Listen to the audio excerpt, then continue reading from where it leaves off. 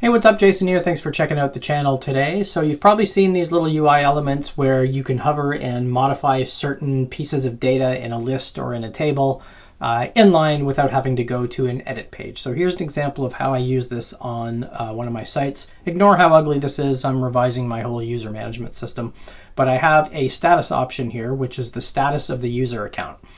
And so you can see that you can just click on one of these. It's going to give you a different status that you could change. And then you can save or cancel. So if you cancel, it just goes back to normal, obviously. And then if you save, then you'll get that little checkbox, it fades away, and then now it's actually changed. It's pretty simple to do this.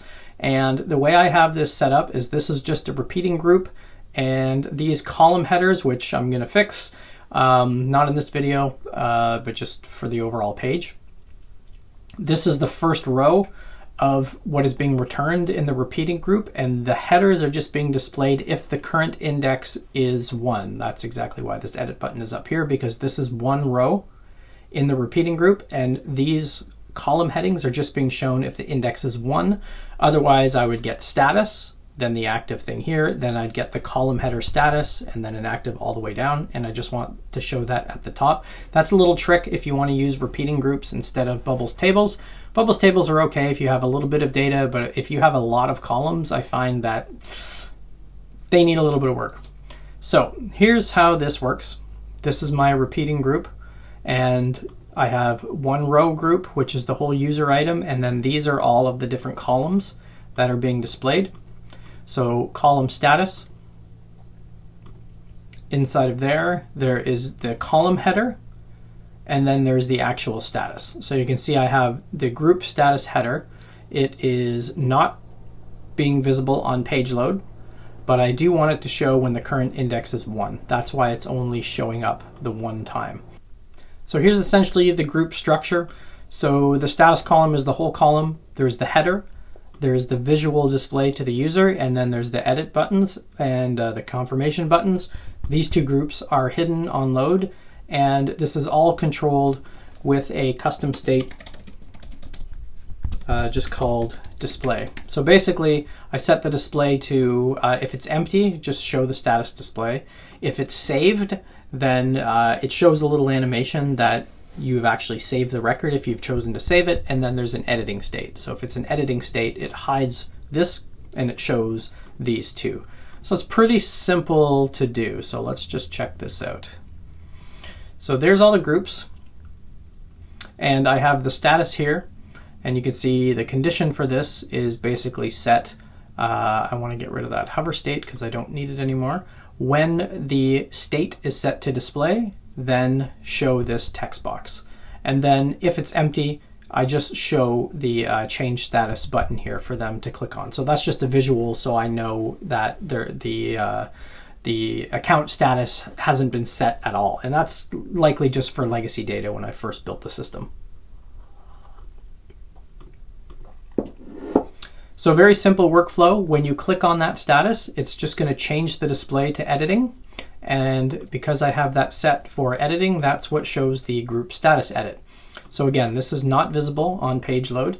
And when the state is not display, then show it.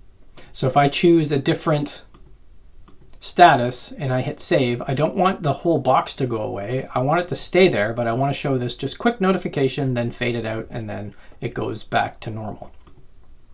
So that's why if it's not display, show the whole editing thing, because the editing box here has a couple of different states.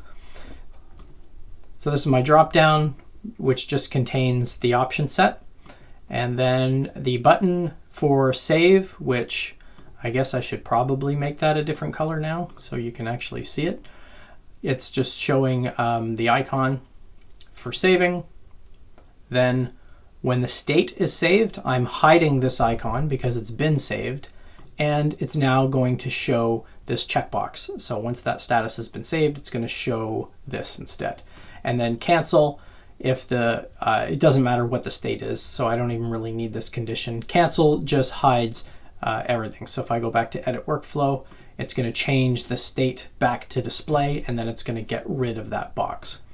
So to do that little animation, If I click on save here, so this is a little more complex, and the animation, you don't have to, it's just kind of a nice thing. So the first thing I want to do is I want to set the state to saving. So if I wanted to show a spinner, for example, I could. This updates too fast. It's only updating one field, but if you have more complex workflow, you can show a spinner or the status of it. So now I want to make the changes to the user. I want to change their subscription status to whatever it was. Then I'm going to change the status to saved. That's what is going to make the little checkbox show up. I'm going to add a pause. Then I'm going to fade out the edit. Then I'm going to pause for almost a second.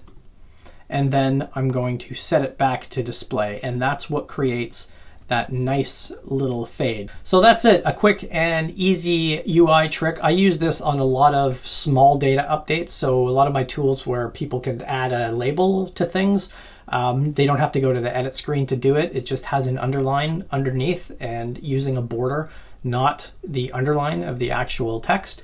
And then they know they can edit that in a quick way and save it. And you can also use data binding to make it easier, so you can just automatically bind. So in your privacy rules, you would have to allow data binding for it. But feel free, experiment with this however you want. Hit like and subscribe. See you next time.